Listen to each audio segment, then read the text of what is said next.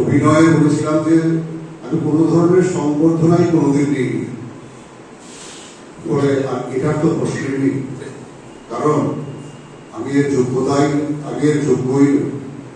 মৃণালকান্তি কর কত বড় মাপের সাংবাদিক ছিলেন, সেটা এই রাজ্য এবং রাজ্যের বাইরে বহু লোক সেটা জানে। সেক্ষেত্রে আমাদের অবদান কতটুকু আছে। আর আমি তো অনেক পরে সাংবাদিকতায় এসেছি, তবু এই স্বর্ণালী মুহূর্ত কে না চায়।